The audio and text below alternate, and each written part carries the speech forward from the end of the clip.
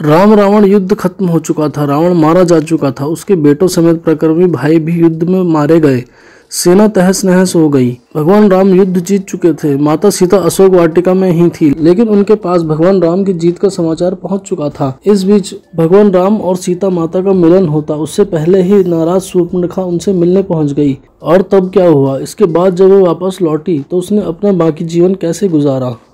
रावण की मृत्यु के बाद शूर्पणखा का सीता से मिलने का प्रसंग मुख्य रूप से क्षेत्रीय रामायणों में मिलता है, जैसे कंब रामायण, और लोक कथाओं में भी यह मिलता है। यह मुलाकात लंका की अशोक वाटिका में ही हुई। पूरे युद्ध के दौरान शूर्पणखा लंका में ही थी, मान रही थी कि उसके भाई रावण की जीत हो, लेकिन जो कुछ हुआ वह उसके लिए बहुत बड़ा झटका था। युद्ध के नतीजों से वह भी घबराई हुई थी और रावण के मारे जाने से निराश थी।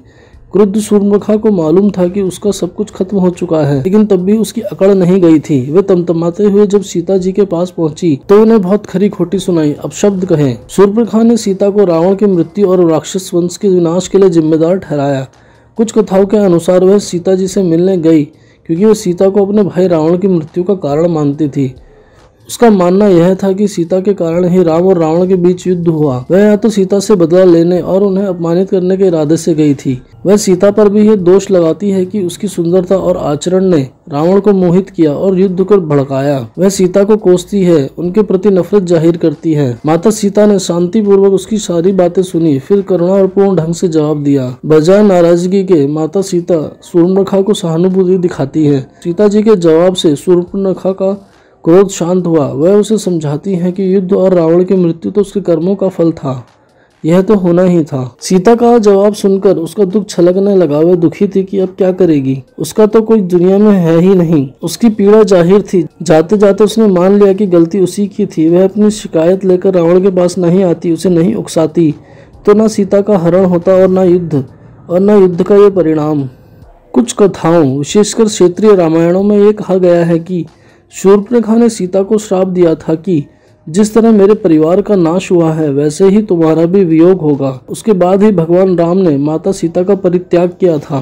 कुछ लोक कथाओं के अनुसार युद्ध के बाद सीता से मिलने के बाद शूर्पणखा लंका छोड़कर जंगलों या दक्षिण भारत के किसी एकांत स्थान पर चली गई। वहां उसने तपस्वी बनकर जीवन बिताया। बाद में उसकी स्वाभाविक मृत्यु हो गई। कुछ दक्षिण भारतीय लोक कथाओं में शूर्पणखा को एक ऐसी राक्षसी के रूप में चित्रित किया गया है जो अपने परिवार के नाश के बाद भटकती रही। कुछ कथाओं में उसे एक त्रासदीपूर्ण चरित्र के रूप में दिखाया गया जो अपने कर्मों के बोझ तले दब गई। आपको बता दें, ये जो भी जानकारी हमने आपको दी है ये धार्मिक मान्यताएं और सोशल मीडिया के माध्यम से दी है। मोक्ष चैनल इसकी पुष्टि नहीं करता है। ऐसी तमाम जानकारियों के लिए मोक्ष चैनल को सब्सक्राइब कर दें, बेल आइकन को भी जरूर दबा दें ताकि आपसे कोई भी महत्वपूर्ण जानकारी ना छूटे, और साथ ही साथ हर एक वीडियो को नोटिफिकेशन आप तक पहुंचे। कोई शिकायत या सजेशन देना चाहते हो तो नीचे कमेंट सेक्शन के माध्यम से दें।